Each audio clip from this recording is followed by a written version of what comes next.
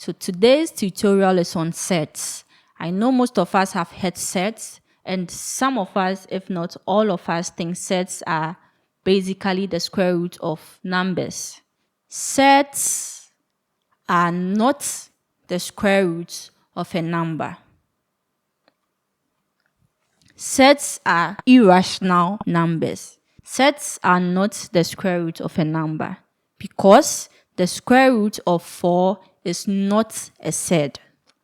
The square root of 4 is 2, and 2 is a rational number. So what are irrational numbers? So first, let's take note. Sets are irrational numbers. So then, what are irrational numbers? So irrational numbers. So first, let's take note. Irrational numbers cannot be expressed as fraction or in the form A over B. Or irrational numbers are numbers which can be expressed as decimals with non-repeating numbers or non-terminating numbers. So decimals with non-repeating and non-terminating numbers. So what do I mean by this? If we have 2.5638927, this number is an irrational number because it is non-terminating, which means it keeps going, and it is non-repeating, which means it changes its digits as it keeps moving. So unlike this number, which is 2.13131313, this number is a decimal, but it is repeating. So in this case, this number is rational.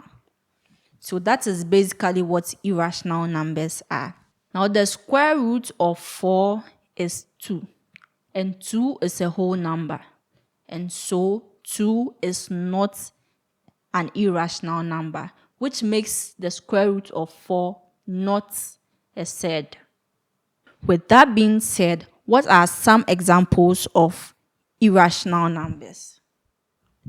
So some examples of irrational numbers are pi, square root of 2, square root of 3, square root of 5, and so on and so forth. So pi is an irrational number, but this does not mean that pi is a set. So all sets are irrational numbers, but not all irrational numbers are sets. So we can say that sets are subsets of irrational numbers. So let's move on to some properties of sets. But before that, let's treat addition and subtraction of sets. Addition and subtraction of sets. So to add or subtract sets, there is a common rule. You can only add or subtract two sets if the number under the square roots are equal. So addition and subtraction is possible for two numbers in the form m root k and n root k. So when we look at this, the number under the square roots are the same, so we can add the two. If they are not the same, then we can't add.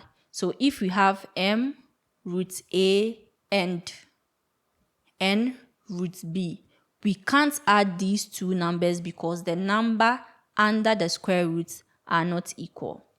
So with that being said, let's move on to addition. So m root k plus n root k is equal to m plus n or root k.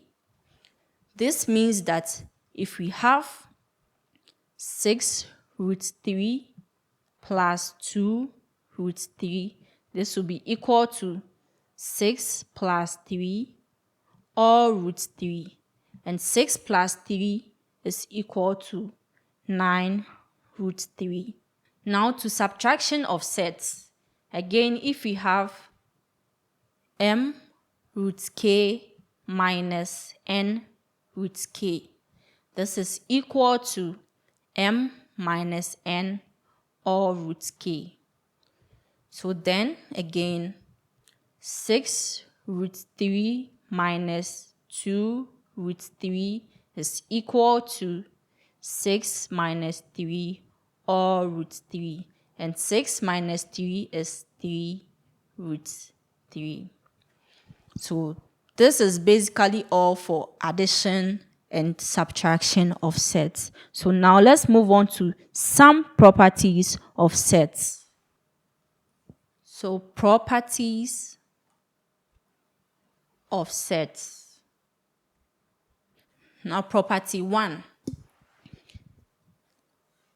If we have square root of a multiplying the square root of a, this is equal to the square root of a squared. Now we know that square can cancel square roots, and so this is equal to a. So the square root of a times the square root of a is equal to a. Property 2. Square root of a squared is equal to a. Again, the square would cancel the square root, and so the square root of a number squared is equal to the number. Property 3. The square root of a times the square root of b is equal to the square root of ab. So if we have the square root of 2 multiplying the square root of 3, this is equal to the square root of 2 times 3, and that is equal to the square root of 6.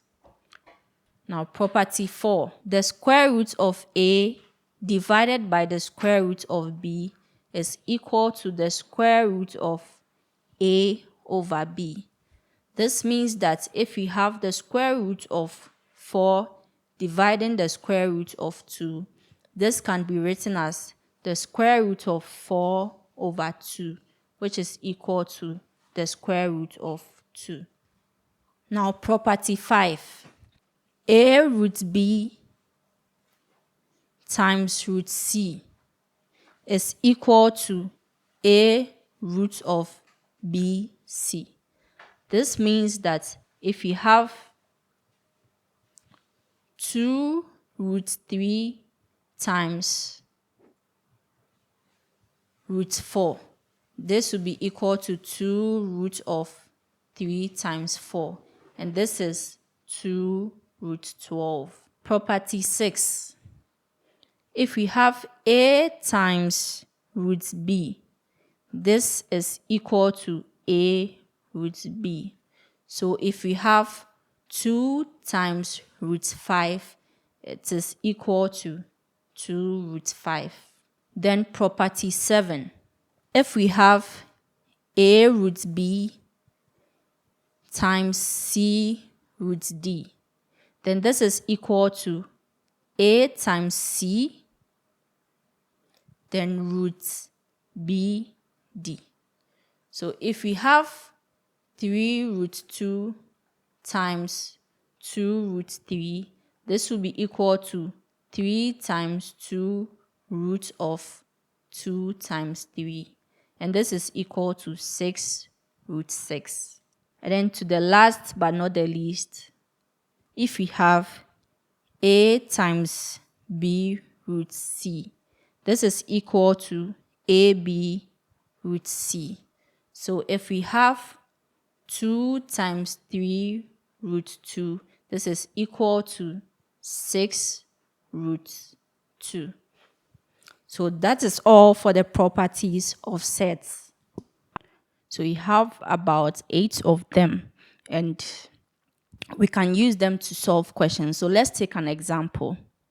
So let's take this example.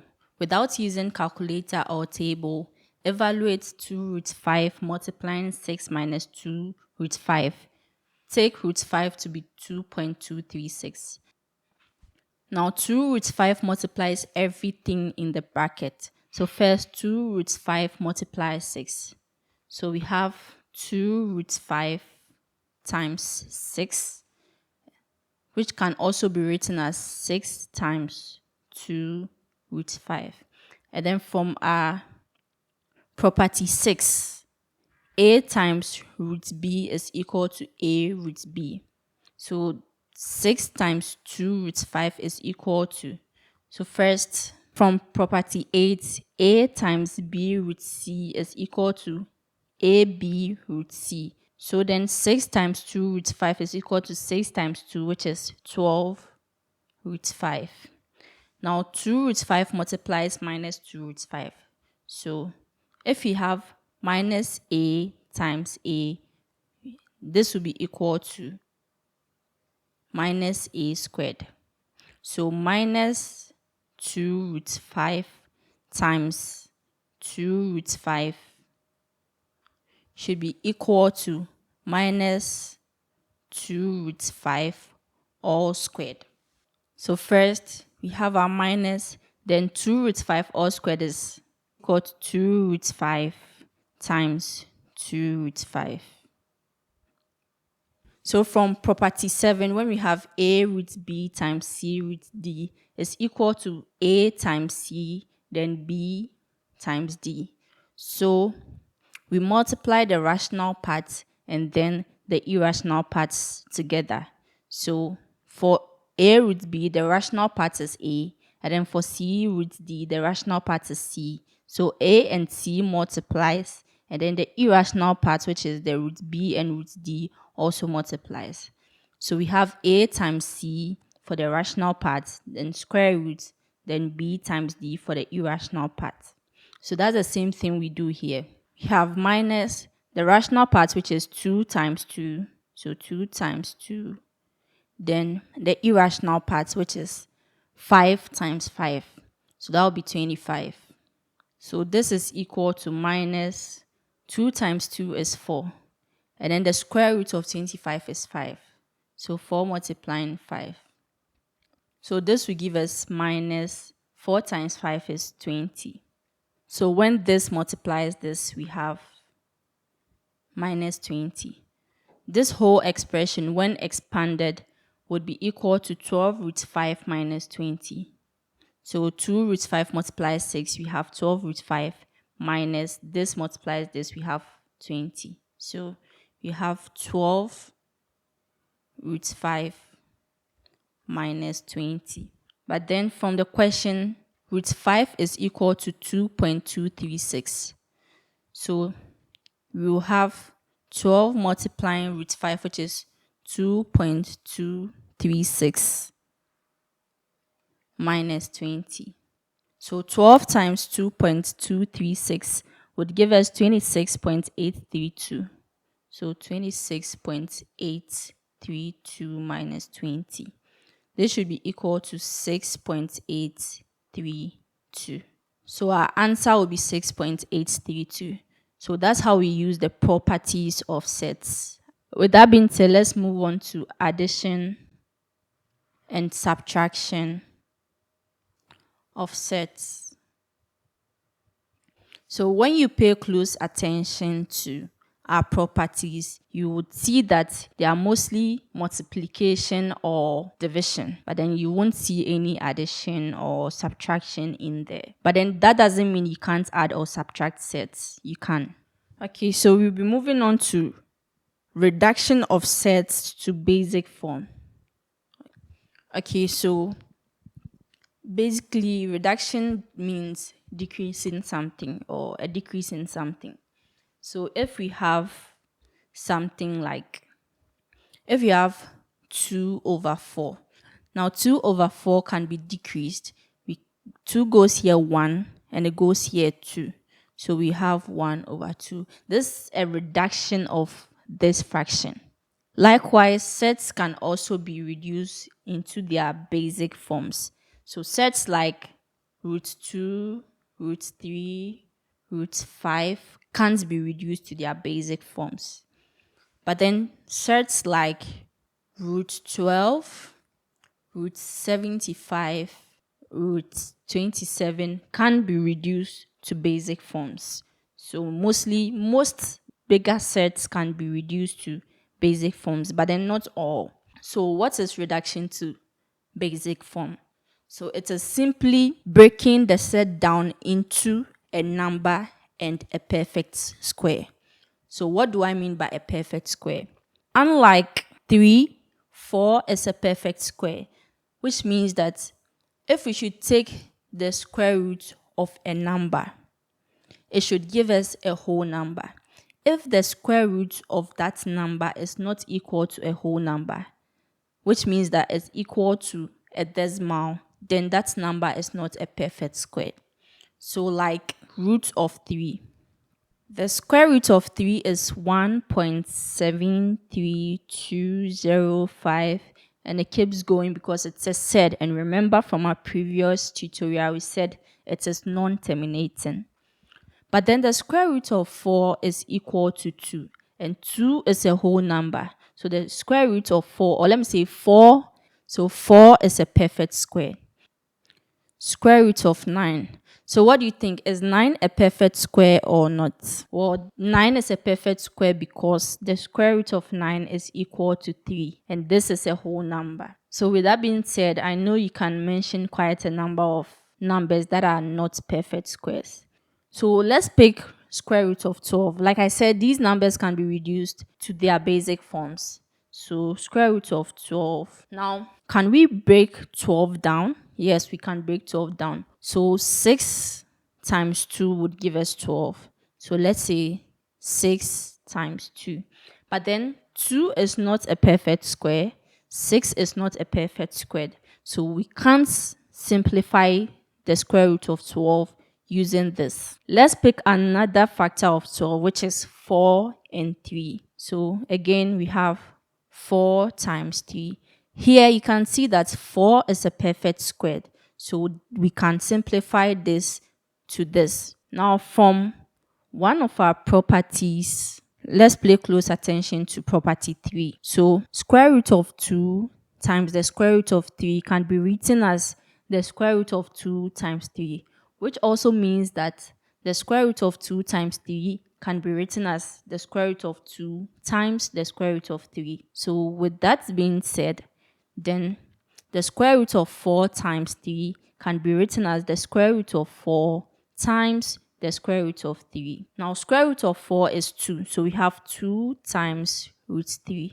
Again, going back to the properties of sets. So property 6, a times root b is equal to a root b. 2 times root 5 is equal to 2 root 5. Therefore, 2 times root 3 is equal to 2 root 3. So 2 root 3 is the basic form of the square root of 12. And if you punch this square root of 12 on your calculator, you should get 2 root 3. Again, let's take the square root of 27. So first, let's list all factors of 27. So first we have 1, we have 3, we have 9, and we have 27. So 27 times 1 is 27. So let's pick 27 and 1. 27 itself is not a perfect square.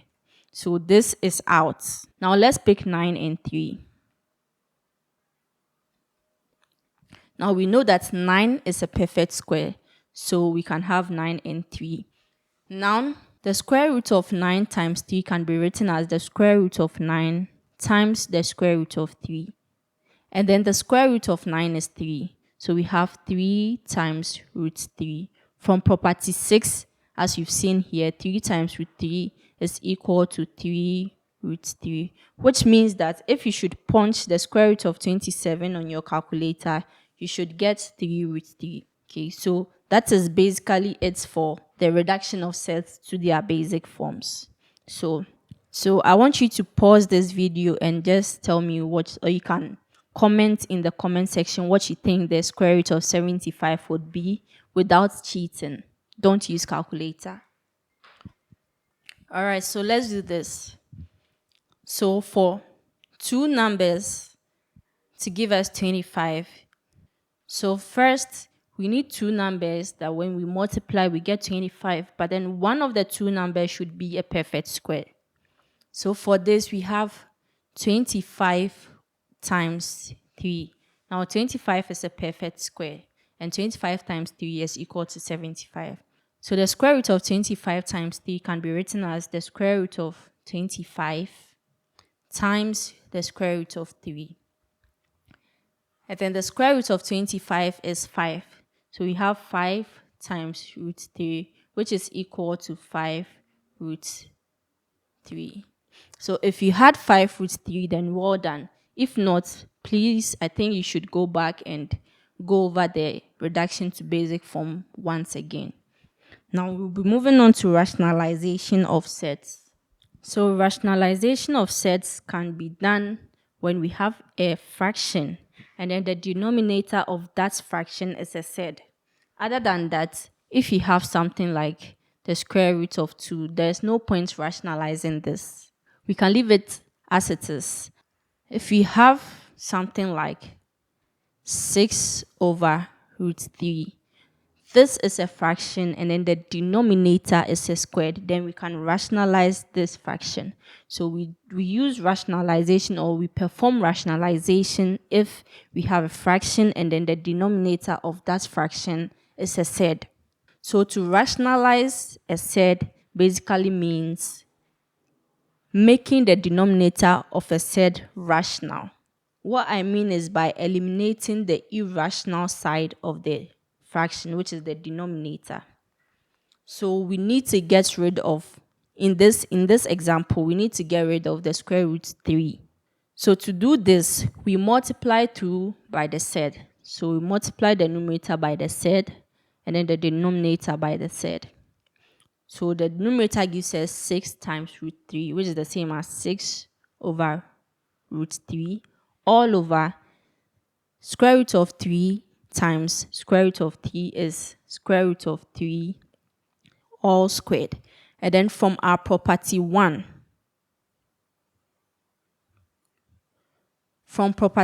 we know that square root of a times square root of a, which is the square root of a all squared, is equal to a because the square roots cancels the square. So with that being said, then the square root of 3 all squared will be equal to, this cancels this, so we'll be left with 3.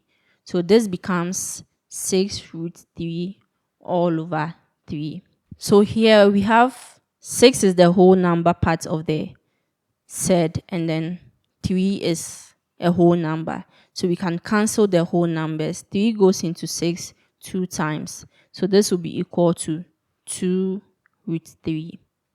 So we've rationalized 6 over root 3. So like I said, rationalization is only performed on fraction where the denominator is a third. Now before that, let's pick a question on reduction of sets to their basic form. So we have this question. So evaluate the square root of 1500 plus 3 root 3 times 5 root 5 plus 2 root 15 multiplying root 15 minus 3 in the form p plus q root 15, where p and q are integers. So we need this thing in the form p plus q root 15. So first we have the square root of 1500. Now we can simplify this or rewrite this in its basic form. So first we look for two factors of 1500 such that one of the factors is a perfect square and then the other is not. So for that we have 115. And then we know that 100 is a perfect square. So we have 100 times 15 plus 3 root 3 times 5 root 5 plus, okay, so we have the square root of 15 here, but then the square root of 15 cannot be written in a basic form, or it cannot be simplified. So we leave it as it is. So we leave it as it is. So square root of 100 times 15 can be written as square root of 100 times square root of 15, then plus 3 root 3 times 5 root 5 plus, so we expand this. 2 root 15 multiplies root 15. So we have 2 root 15 times root 15. So from one of our properties, if we have a root b times root b, this is equal to a root b squared. So then 2 root 15 times root 15 is the same as 2, then root 15 all squared, then 2 root 15 minus 3.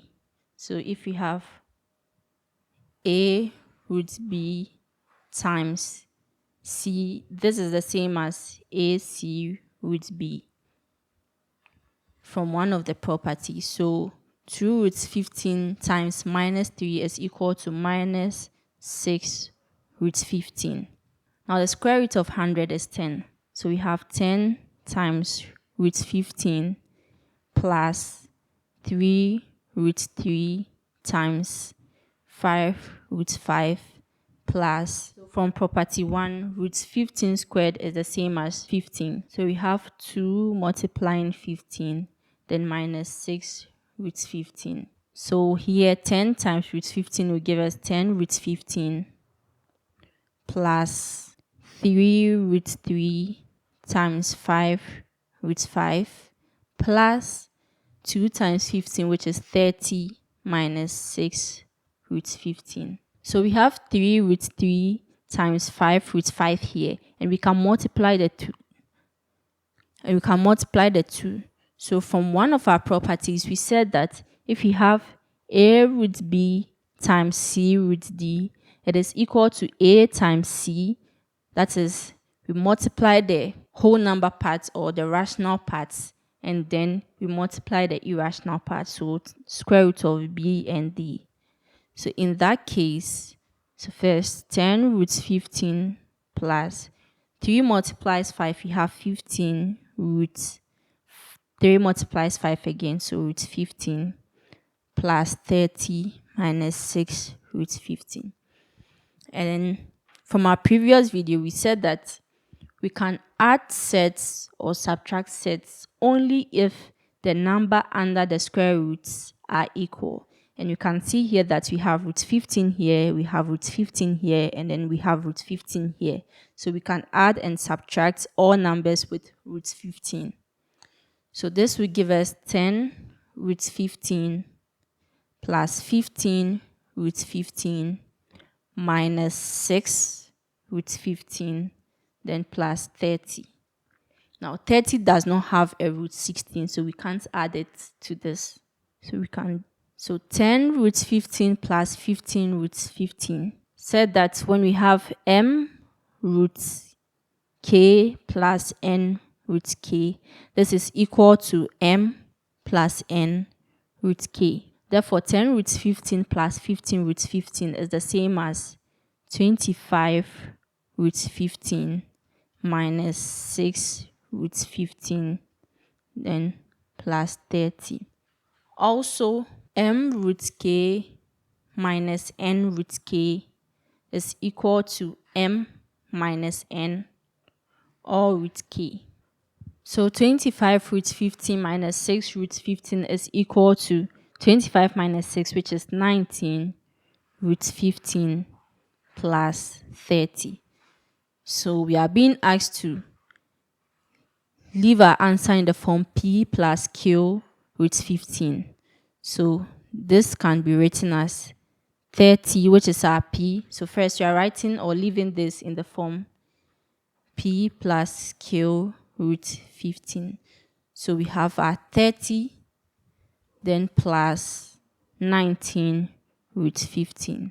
Now when you compare this to this, our P will be equal to 30 and our Q will be equal to 19.